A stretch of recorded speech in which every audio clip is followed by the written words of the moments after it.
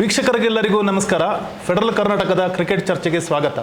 ಮೊದಲಾಗಿ ಈ ಚರ್ಚೆಯ ಅತಿಥಿಯಾಗಿರುವಂತಹ ಅಪ್ರಮೇಯ ಸಿ ಅವರನ್ನು ಕಾರ್ಯಕ್ರಮಕ್ಕೆ ಸ್ವಾಗತಿಸ್ತೇನೆ. Welcome sir. ನಮಸ್ಕಾರ ಸುಖೇಶ್, ಧನ್ಯವಾದಗಳು. ಚಾಂಪಿಯನ್ಸ್ ಟ್ರೋಫಿಯ ಕೊನೆಯ ಲೀಗ್ ಪಂದ್ಯವಾಗಿ ಭಾರತ ಹಾಗೂ ನ್ಯೂಜಿಲೆಂಡ್ ನಡುವೆ ದುಬೈನ ಅಂತಾರಾಷ್ಟ್ರೀಯ ಕ್ರಿಕೆಟ್ ಸ್ಟೇಡಿಯಂನಲ್ಲಿ ನಾಳೆ ಅಂದರೆ ಭಾನುವಾರ ಪಂದ್ಯ ನಡೀಲಿಕ್ಕಿದೆ. ಈ ಪಂದ್ಯ ಅನೌಪಚಾರಿಕ ಅಂತಲೇ ಹೇಳ್ಬೋದು, ಯಾಕಂದರೆ ಆಲ್ರೆಡಿ ಭಾರತ ಮತ್ತು ನ್ಯೂಜಿಲೆಂಡ್ ಎರಡೂ ಎ ಗುಂಪಿನಿಂದ ಸೆಮಿಫೈನಲ್ಗೆ ಹೋಗಿದೆ. ಆದರೂ ಸ್ಟಿಲ್ ಭಾರತದ ಮಟ್ಟಿಗೆ ಕೆಲವೊಂದು ಕುತೂಹಲಗಳು ಈ ಪಂದ್ಯದ ಬಗ್ಗೆ ಇದ್ದೇ ಇದೆ.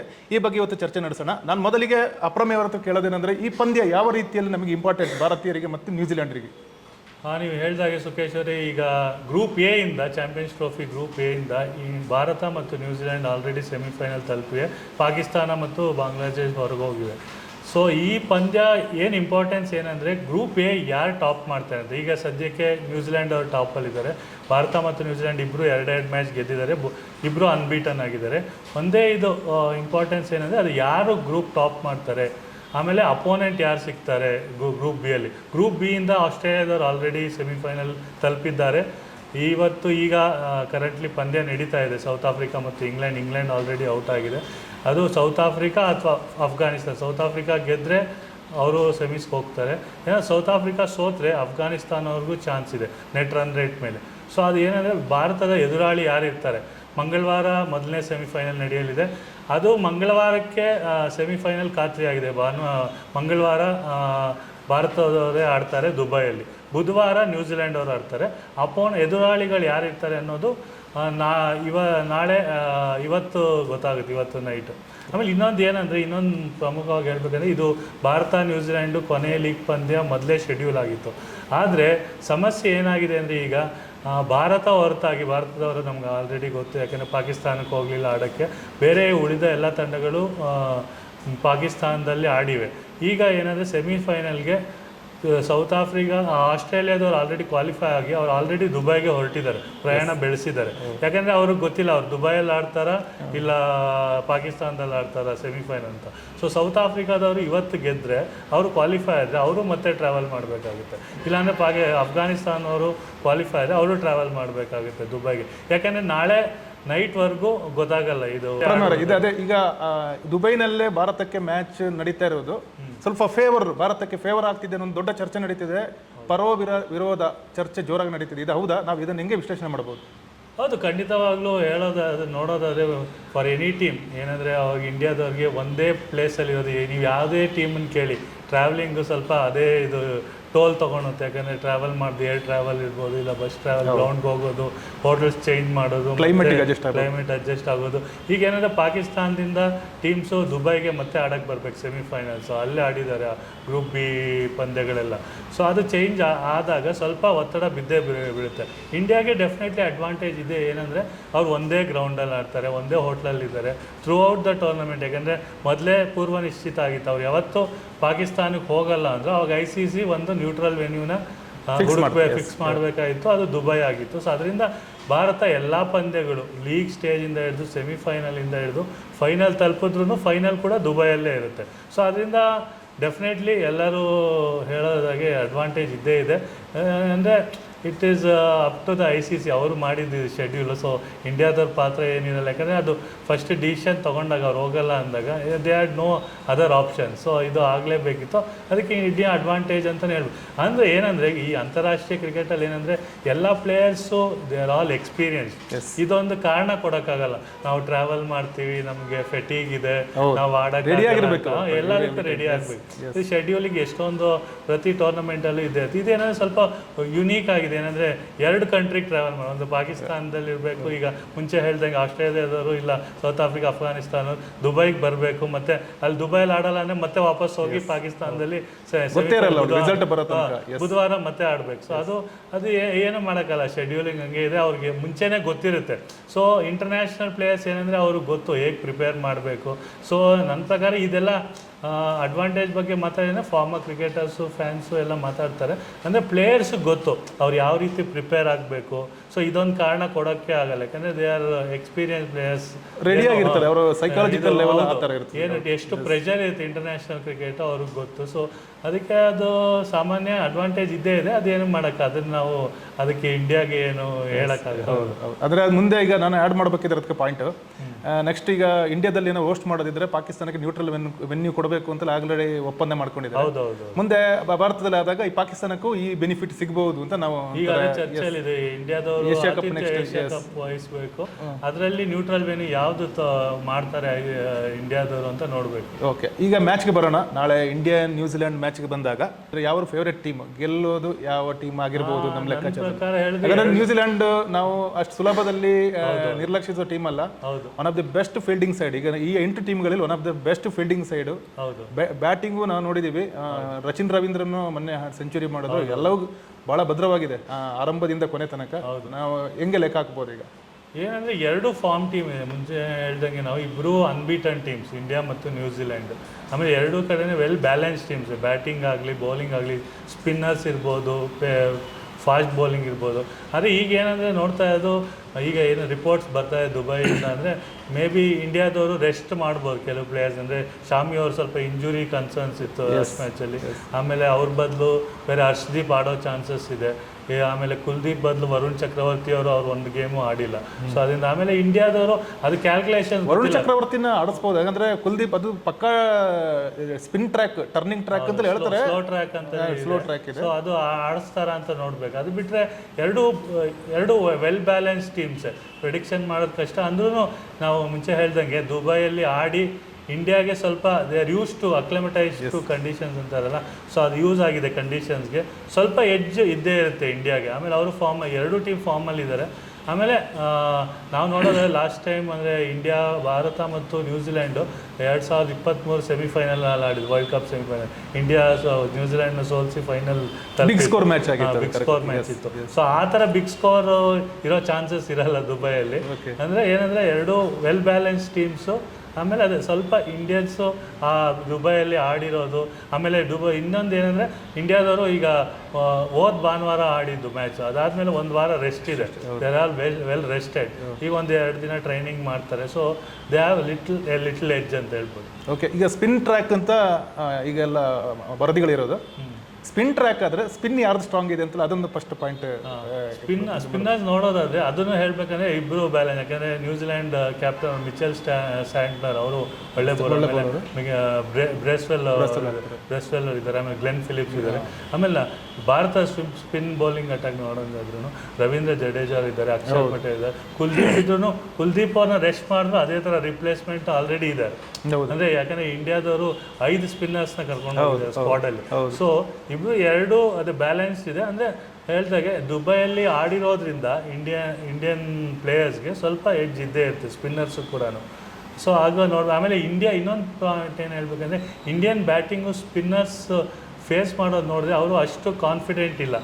ಸೊ ಅವರು ನ್ಯೂಜಿಲೆಂಡ್ ಸ್ಪಿನ್ನರ್ಸ್ ಸ್ವಲ್ಪ ಟ್ರಬಲ್ ಮಾಡೋ ಚಾನ್ಸಸ್ಸು ಇದೆ. ಕಾದು ನೋಡ್ಬೇಕು ನಾವು.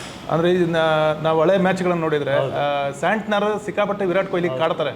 ನಾವು ಹಿಸ್ಟ್ರಿ ಎಲ್ಲ ತೆಗೆದು ನೋಡೋದು ಸಾಕಷ್ಟು ಇದೆ ಕ್ರಿಕೆಟ್ ಹಿಸ್ಟ್ರಿ. ಸ್ಯಾಂಟ್ನರ್ ಸಾಕಷ್ಟು ಸಲ ವಿರಾಟ್ ಕೊಹ್ಲಿ ವಿಕೆಟ್ ತಗೊಂಡಿದ್ದಾರೆ. ಕಾಡ್ಬೋದಾ ಈ ಸಲ ಸ್ಯಾಂಟ್ನರ್? ಹಿಂಗೆ ಈಗ ಅದೇ ಹೇಳೋಕ್ಕಾಗಲ್ಲ. ಯಾಕಂದರೆ ವಿರಾಟ್ ಕೊಹ್ಲಿ ಅವ್ರು ಈಗ ತಾನೇ ಒಂದು ಸೆಂಚುರಿ ಇದರಿಂದ ಬರ್ತಾ ಇದ್ದಾರೆ, ಆಚೆ ಫಾರ್ಮಲ್ಲಿದ್ದಾರೆ.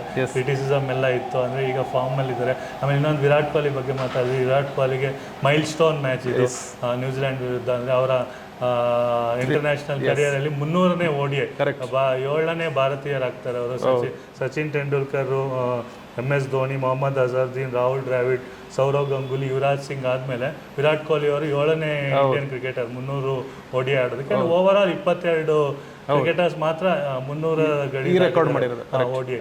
ಸೊ ಅದೊಂದು ಮೈಲ್ ಸ್ಟೋನ್ ಮ್ಯಾಚ್ ಇರುವಾಗ ಅವರು ಮತ್ತೆ ಈ ಫಾರ್ಮ್ನ ಕಂಟಿನ್ಯೂ ಮಾಡೋಕ್ಕೆ, ಆಮೇಲೆ ಇದು ಜಸ್ಟ್ ಬಿಫೋರ್ ದ ಫೈನಲ್ ಅಲ್ವಾ. ಸೊ ಆ ಫಾರ್ಮ್ನ ಕಂಟಿನ್ಯೂ ಮಾಡೋಕ್ಕೆ ಅವ್ರಿಗೆ ಇಷ್ಟ ಇರುತ್ತೆ, ಹಂಗೆ ಆಡಬೇಕು ಅಂತ ಇರುತ್ತೆ. ಕಾದು ನೋಡೋಣ. ಯಾಕಂದರೆ ಕ್ರಿಕೆಟಲ್ಲಿ ಏನು ಬೇಕಾದ್ರೂ ಆಗ್ಬೋದು.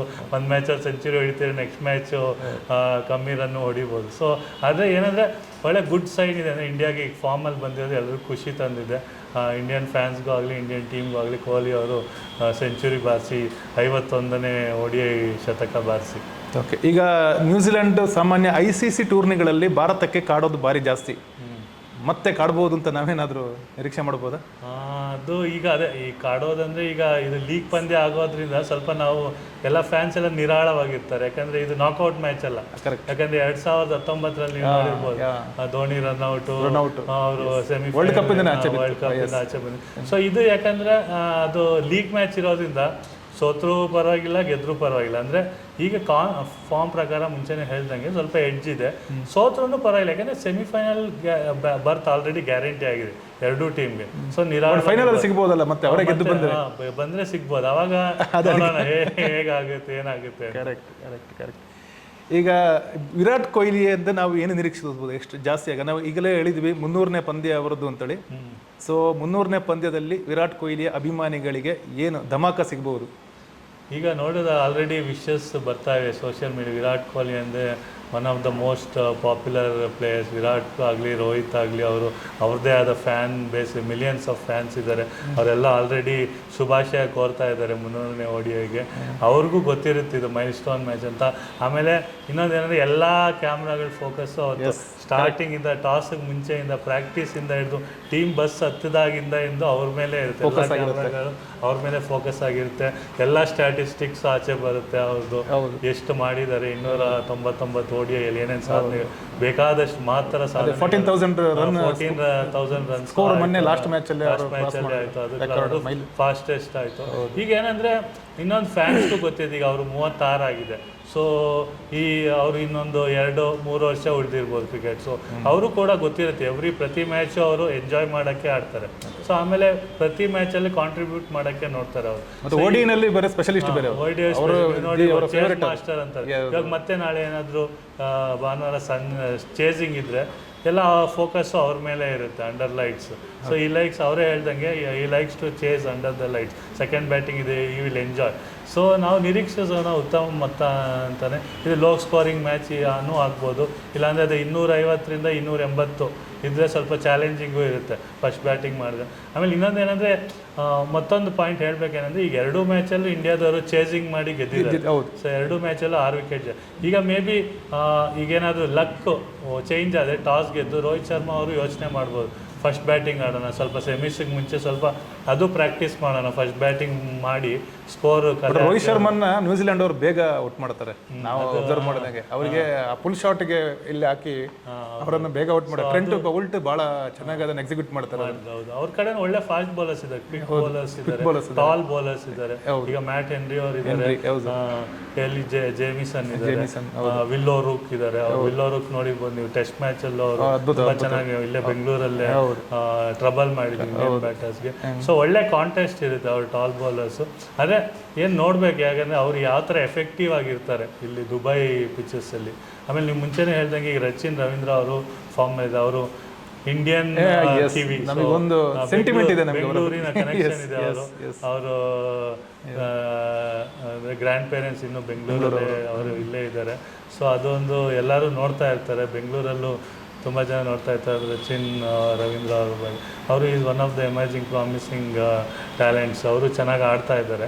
ಸೊ ಓವರ್ ಆಲ್ ಒಳ್ಳೆ ಕಾಂಟೆಸ್ಟ್ ಸಿಕ್ಕಿದ್ರೆ ಒಳ್ಳೆ ಥ್ರಿಲ್ಲಿಂಗ್ ಮ್ಯಾಚ್. ಈಗ ಏನಂದರೆ ನೋಡಿದ್ದೆಲ್ಲ ಇಂಡಿಯಾಗೆ ಈಸಿಯಾಗಿ ಒನ್ ಸೈಡೆಡ್ ಆಗಿ ಇದೆ. ನಾಳೆ ನೋಡೋಣ ಇದು ಒನ್ ಸೈಡೆಡ್ ಆಗಿ ಇರುತ್ತಾ ಇಲ್ಲ ಲಾಸ್ಟ್ ಓವರ್ವರೆಗೂ ಹೋಗುತ್ತಾ ಅಂತ ಕಾದು ನೋಡಬೇಕು. ಇದು ಆ್ಯಕ್ಚುಲಿ ನ್ಯೂಜಿಲೆಂಡ್ ಟೀಮು ಸಾಮಾನ್ಯ ಜೆಂಟಲ್ಮ್ಯಾನ್ ಕ್ರಿಕೆಟ್ ಅನ್ನು ಜೆಂಟಲ್ಮ್ಯಾನ್ಸ್ ಗೇಮ್ ಅಂತ ಹೇಳ್ತಾರೆ. ಸೊ ಅವರು ಜೆಂಟಲ್ಮ್ಯಾನ್ ರಿಯಲ್ ಆಗಿ ಆಡೋದು ಆ್ಯಕ್ಚುಲಿ ನ್ಯೂಜಿಲೆಂಡ್ ಅವರೇ. ನ್ಯೂಜಿಲೆಂಡ್ ವಿರುದ್ಧ ಭಾರತ ಸೋತ್ರೆ ಭಾರತದ ಅಭಿಮಾನಿಗಳು ಎಷ್ಟು ಬೇಸರ ಆಗಲ್ಲ. ಸಾಮಾನ್ಯ ಅವರನ್ನು ಯಾರೂ ದ್ವೇಷಿಸಲ್ಲ ಸಾಮಾನ್ಯ ಕ್ರಿಕೆಟಲ್ಲಿ. ಈಗ ಎಲ್ಲ ಒಂದು ದೇಶದ ಬಗ್ಗೆ ಕೆಲವರಿಗೆ ಒಂದು ಪೂರ್ವಗ್ರಹ ಇರ್ತದೆ, ಈ ದೇಶ ಸರಿ ಇಲ್ಲ ಅವ್ರು ಸರಿ ಇಲ್ಲ. ನ್ಯೂಜಿಲೆಂಡ್ ಬಗ್ಗೆ ಆ ಥರದ್ದು ಏನೂ ಇಲ್ಲ ಯಾರಿಗೆ.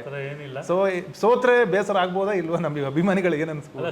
ಸಾಧಾರಣ ಎಲ್ಲ ಅಭಿಮಾನಿಗಳು ಏನಂದರೆ ಇಂಡಿಯಾ ಪ್ರತಿಯೊಂದು ಮ್ಯಾಚ್ ಆಡಿದ್ರೆ ಗೆಲ್ಲೇಬೇಕು ಅಂತ, ಸೋಲು ಯಾರು ಇಷ್ಟಪಡಲ್ಲ, ಎಲ್ಲ ಮ್ಯಾಚು ಗೆಲ್ಲೇಬೇಕು. ಆಮೇಲೆ ಇನ್ನೊಂದು ಅಭಿಮಾನಿಗಳು ಎಷ್ಟು ಎಕ್ಸ್ಪೆಕ್ಟೇಷನ್ಸ್ ಅಂದರೆ ವಿರಾಟ್ ಕೊಹ್ಲಿ ಅವ್ರು ಪ್ರತಿಯೊಂದು ಮ್ಯಾಚಲ್ಲೂ 100 ಹೊಡಿಬೇಕು, ರೋಹಿತ್ ಶರ್ಮಾ ಅವ್ರು ಪ್ರತಿಯೊಂದು ಮ್ಯಾಚಲ್ಲೂ ಅದೇ ಅವರು ಅಂದರೆ ಹೈ ಎಕ್ಸ್ಪೆಕ್ಟೇಷನ್. ಯಾಕಂದರೆ ಅವರು ಸೆಟ್ ಮಾಡಿರೋ ಸ್ಟ್ಯಾಂಡರ್ಡ್ಸ್ ಆ ಥರ ಇದೆ ಒಂದು ಲೆವೆಲ್. ಈಗ ಮುಂಚೆನೂ ಆಗ ಸಚಿನ್ ಅವ್ರು ಆಡೋವಾಗ ಸಚಿನ್ ಅವರು ಬ್ಯಾಟಿಂಗ್ ಬಂದಿದ ತಕ್ಷಣ ಎಲ್ಲರೂ ನೋಡ್ತಾ ಇದ್ದೆ ಸಚಿನ್ ಅವರು. ಆ ಕಾಲ ಇತ್ತು ಅಂದರೆ ಸಚಿನ್ ಅವ್ರು ಔಟ್ ಆಗಿದ ತಕ್ಷಣ ಆಯ್ತು ಮುಗಿತು ಮ್ಯಾಚ್ ಅಂತ ಟಿವಿ ಆಫ್ ಮಾಡಿ ಹೋಗ್ತಾ ಇದೆ. ಸೊ ಈಗ ಅದೇ ಥರ ಎಕ್ಸ್ಪೆಕ್ಟೇಷನ್ಸ್ ಎಲ್ಲ ಗ್ರೇಟ್ ಪ್ಲೇಯರ್ಸಿಂದ ಇರುತ್ತೆ. ಕೊಹ್ಲಿ ಇರ್ಬೋದು, ರೋಹಿತ್ ಇರ್ಬೋದು.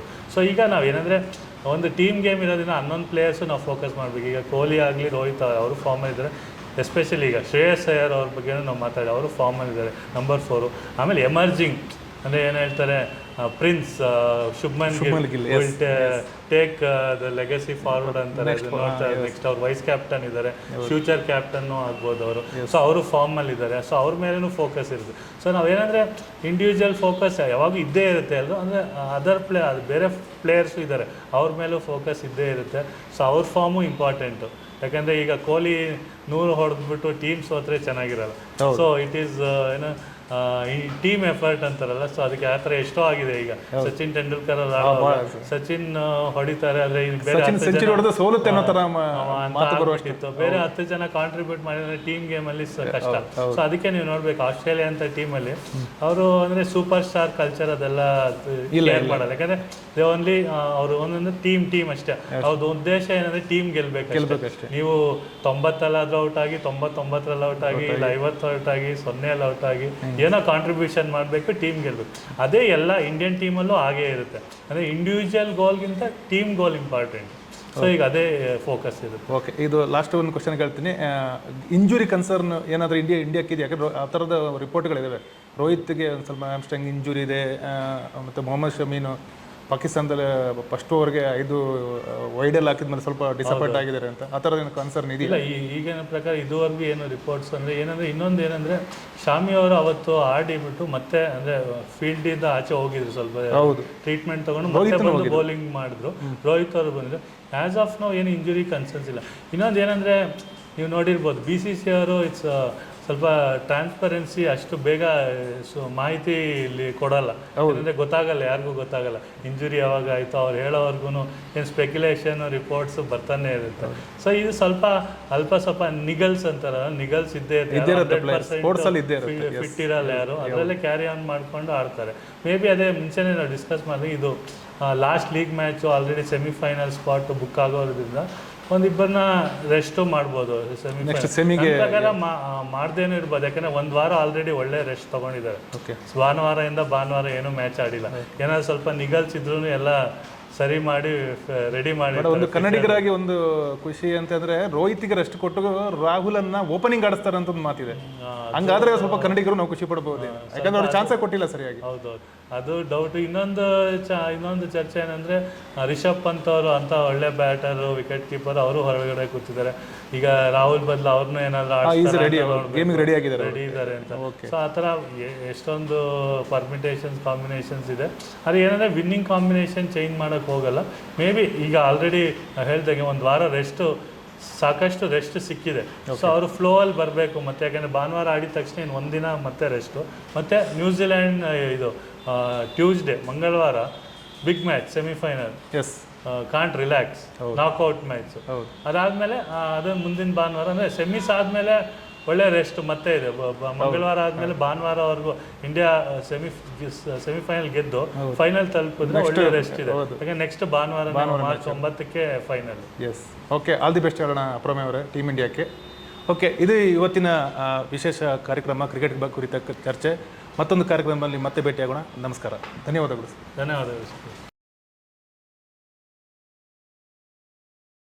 ಹೆಚ್ಚಿನ ಸುದ್ದಿ ಅಪ್ಡೇಟ್ಗೆ ಈಗಲೇ the federal Karnataka YouTube page ಅನ್ನು ಸಬ್ಸ್ಕ್ರೈಬ್ ಮಾಡಿ.